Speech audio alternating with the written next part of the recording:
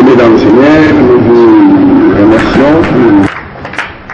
Voilà, nous remercions le bishop Djamba pour sa brillante déposition sur l'évidence. C'est que la responsabilité de l'Église dans la nation. Je crois que chacun de nous a pu quand même noter quelque chose, parce qu'on ne le fait pas pour rien. C'est pour que nous arrivions à le pratiquer dans nos milieux respectifs. Parce que c'est l'Église qui doit sortir de la nation.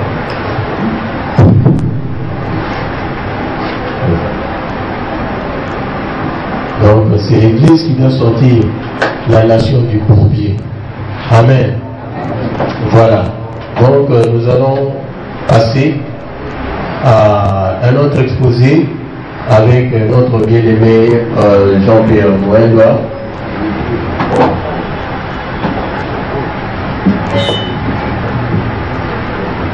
Il va intervenir, on lui a donné un thème là, exhortation sur la faute de l'unité de l'Église dans la réalisation du destin prophétique de la nation.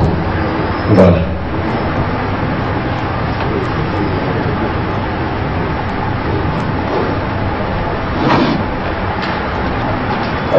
Alléluia. Alléluia. Je vous salue tous dans le nom de Jésus-Christ, notre Seigneur et Sauveur. Merci d'être là pour ces instants où nous partageons la parole de Dieu. Merci pour la présence de tout un chacun et surtout merci pour les organisateurs qui nous ont associés à ces moments importants pour la vie de notre nation. Nous avons quelques minutes pour échanger avec vous ce que nous pensons sur la force de l'unité de l'Église pour l'accomplissement du destin prophétique de la nation. Dans cet échange, je ferai une liaison directe avec ce que le prédécesseur venait de dire, mais même sur ce que les tout premiers intervenants avaient dit. La première affirmation que je voulais faire ici, c'est de dire que je me l'ai déjà accepté d'intervenir puisque je suis de ceux qui croient à l'existence d'un destin particulier pour notre nation. Et c'est pourquoi je suis là pour intervenir. J'ai suivi la marche de la MPC depuis, je crois, son existence jusqu'à aujourd'hui. Et je crois à tous les messages qui ont été donnés et j'ai eu à les partager avec les prophètes et avec tous les serviteurs de Dieu qui gravitent autour de la MPC. Alors, la force de l'unité de l'Église. Nous allons comprendre d'abord que si l'on parle des destins prophétiques, cela consiste à faire jouer, donc le destin prophétique de notre pays, consiste à faire jouer notre nation, son plan, le plan plutôt de Dieu qu'il a conçu sur notre nation et que la nation doit jouer dans les concerts des nations. Ça veut dire qu'il y a la pensée de Dieu, il y a un plan que Dieu a conçu et il veut que notre pays soit celui qui joue ce rôle-là. Et quand nous parlons de l'Église, nous devons comprendre que l'Église, c'est la part de Dieu sur la terre. L'Église, c'est le corps de Christ. L'Église est constituée donc de membres du corps de Christ. Donc, Christ qui est spirituel, il vit au milieu de nous, nous ne pouvons pas les voir, ni les toucher physiquement. Mais ces membres d'action, les membres par lesquels Christ accomplit telle ou telle autre volonté, c'est nous qui constituons l'Église. Donc l'Église est constituée des membres physiques du Christ qui est spirituel. Alors c'est comme ça que si l'Église comprend ce qu'elle est, alors elle pourra comprendre l'importance de l'unité à son sein. L'Église n'est rien d'autre que le corps de Christ. Et comme corps, l'Église a des membres. comme votre corps, mon corps a des membres. Et c'est l'articulation de ces membres-là qui constitue les corps. Je parle de l'articulation puisque les membres ne sont pas dans un corps, excusez-moi, de manière désordonnée. Chaque corps occupe une place précise. Et c'est cette place-là qui lui permet de jouer un rôle qui est particulier à l'existence même du membre dans le corps. Alors, et le rôle de chaque membre n'est pas joué pour les biens du membre qui joue le rôle. Mais chaque membre joue son rôle pour les bien-être de tous les autres membres, donc les bien-être du corps entier. Lorsque les yeux voient, les yeux ne voient pas pour eux-mêmes. Les yeux voient pour que les pieds sachent où se poser. Et ainsi, les yeux éclairent la marche des pieds. Lorsque les oreilles entendent, et les entendent pour que tout le reste du corps sache ce qui se passe dans son environnement. Lorsque la bouche mange, elle ne mange pas pour elle-même. Elle mange pour que tout le corps ait l'énergie qu'il faut pour que le corps continue à faire ce qu'il doit faire. Lorsque l'estomac digère, l'estomac ne digère pas, ne reçoit pas la nourriture, ne digère pas la nourriture pour lui-même. L'estomac fait son travail pour le reste du corps. Ainsi de suite, cette vérité, elle est valable pour chaque membre dans le corps. Mais lorsqu'il n'y aurait pas cette harmonie fonctionnelle dans le corps s'affaiblirait automatiquement. C'est ce que Paul nous dit dans 1 Corinthiens chapitre 12. Un corps dont les membres ne sont plus en mouvement harmonisé. Ce corps-là, il devient un corps perturbé. Il devient un corps troublé. Et ce corps-là, il ne peut plus être utile à la société ou à la famille. C'est comme ça que vous pouvez voir les fous. Les fous ont leur place dans les décharges publiques, ils ont leur place dans les rues, ils n'ont pas leur place dans des structures de la société. Alléluia.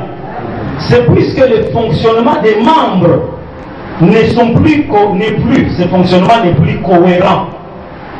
Et cet homme-là, il a perdu non seulement sa force d'homme, mais il a perdu son importance ou alors son rôle dans la société.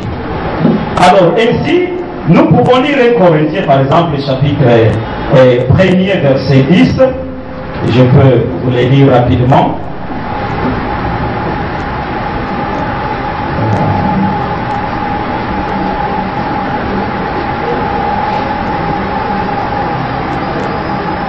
Je parlais d'1 Corinthiens, chapitre 1, verset 10, et nous dit je vous exhorte, frères, par les noms de notre Seigneur Jésus-Christ, à tenir tous un même langage et à ne point avoir des divisions parmi vous, mais à être parfaitement un dans un même esprit et dans un même sentiment. Alléluia. L'apôtre Paul, écrivant aux Corinthiens, il les exhorte à être un. Je vais prendre les concepts qui nous concernent, qui nous intéressent immédiatement ici. À être un. Dans un même esprit. L'esprit est touché. Et dans un même sentiment. Le domaine de l'âme est touché aussi. En vue d'être ce que Christ veut que nous soyons comme Église, il nous est exhorté d'être un. Et c'est comme ça que dans le chapitre 12, Paul vient en parlant de l'unité de l'Église ou de l'unité de ceux qui ont dans un seul corps. Donc ce que l'on appelle l'unité dans la diversité. Alors cette diversité-là, elle fonctionne dans l'ordre de la complémentarité et non dans l'ordre de la concurrence. Alléluia. Amen. La diversité qu'il y a dans le membre d'un corps, c'est une diversité qui opère dans la complémentarité et non dans la concurrence, dans l'opposition. Nous sommes complémentaires les uns vis-à-vis des autres, mais nous ne sommes pas dans l'ordre de la concurrence, dans l'ordre opposé. Alors, quand nous lisons attentivement 1 Corinthiens 12, nous comprenons.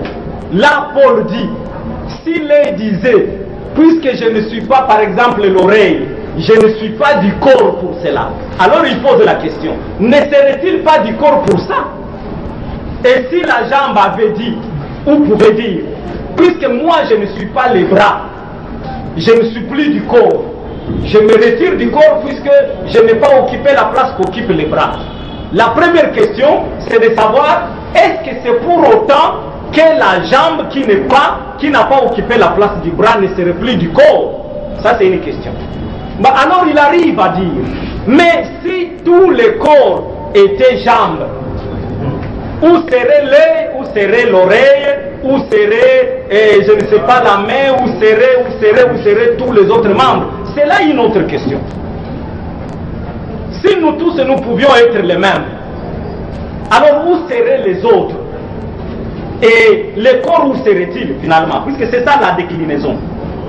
Si le corps n'a plus la jambe, n'a plus les bras, puisque tous les membres du corps sont devenus l'œil, alors où se situerait l'œil? Même l'œil manquerait de place, puisqu'il n'y aurait pas la tête. Puisque la tête, c'est une composition.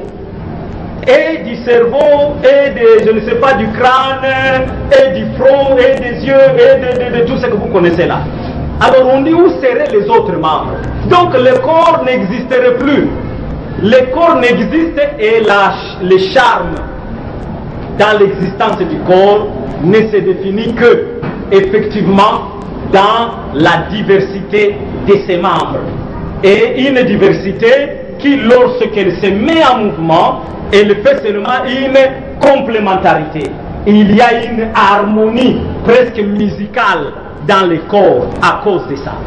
Alors vous voyez, tout se fait dans une harmonie, il n'y a pas de lutte dans ton corps entre les différents membres. Mais malheureusement, le corps du Christ, surtout dans notre pays, puisqu'il faut localiser, il faut géographiquement l'intervention, surtout dans notre pays, notre diversité est mal perçue.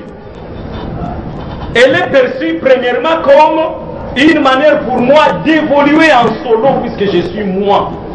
Je n'ai quoi faire des autres. Je crois me suffire à moi-même. Et là, je ne comprends pas que je suis en train de m'affaiblir. Puisque si dans le corps, je suis défini comme, par exemple, l'œil, je serai privé. Je serai privé de l'oreille qui, elle, a la fonction d'écouter. Je serai privé de la langue qui, elle, m'octroie la capacité de parler. Je serai privé de l'estomac qui me donne la capacité d'avoir la nourriture, et la nourriture, l'énergie, dans ainsi de suite, tout ça. Alors, si je suis la jambe et que je pense que je n'ai pas besoin du bras, finalement, tout en état jambe, je manquerai les bras pour me faire porter la chaussure ou la chaussette. Et je manquerai l'énergie puisque je n'aurai pas mangé, puisque c'est les bras, la main, particulièrement précisément, à qui revient la mission de manger pour alimenter aussi la jambe que les autres membres du corps. Bien-aimé, alléluia. Amen. Amen. Amen. Donc c'est ainsi que le corps de Christ, constitué des membres que nous sommes, nous qui composons donc l'Église, nous devons comprendre que l'autre, l'existence de l'autre, dans la particularité des dons et ministères qu'il a reçus de Dieu, est d'abord une richesse pour moi. Alléluia. L'autre que vous voyez, c'est votre richesse. Je vais dire ça autrement. L'autre, c'est votre bénédiction que Dieu a mis à côté de vous. L'autre n'est pas une menace pour vous. mais l'autre, c'est votre bénédiction. C'est celui qui vous manque. Et j'aime ça quand on le comprend dans le contexte du mariage. Dans le contexte du mariage, finalement, en conclusion, vous allez voir que la femme, finalement, est la femme pour l'homme, et l'homme est la femme pour l'homme. Amen. Tout ce qu'est la femme, toute sa beauté, c'est pour l'homme, et finalement, tout ce qu'est l'homme, c'est pour la femme. Donc, il n'y a pas besoin que la femme ou que l'homme vienne à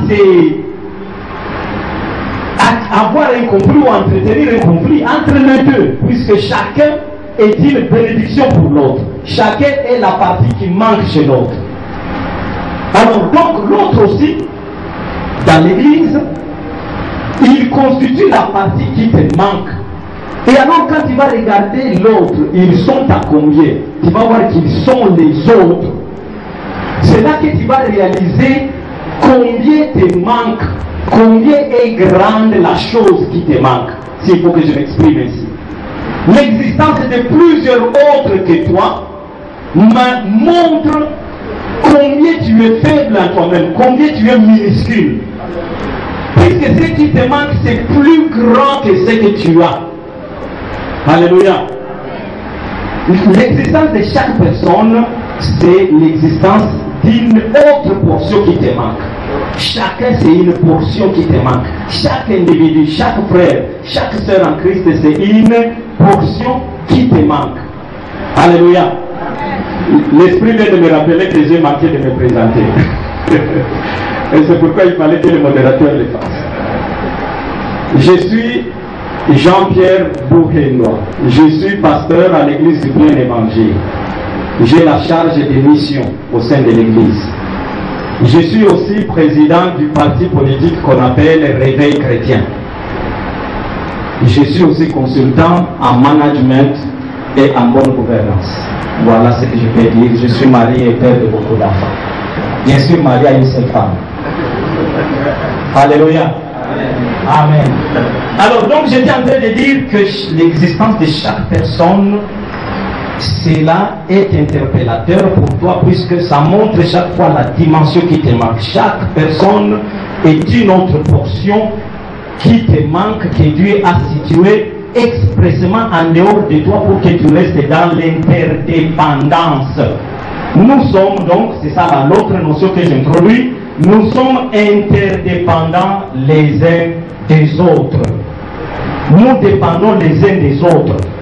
Et notre richesse ne vient que des autres. Et nous ne sommes richesses que pour les autres et non pour nous-mêmes. Alléluia. Alors, la force dans l'unité. Nous parlons un peu de ce passage dans Colossiens chapitre 2, verset 2, rapidement. J'espère que je ne dépasserai pas le temps. Colossiens chapitre 2, verset 2, nous dit ceci.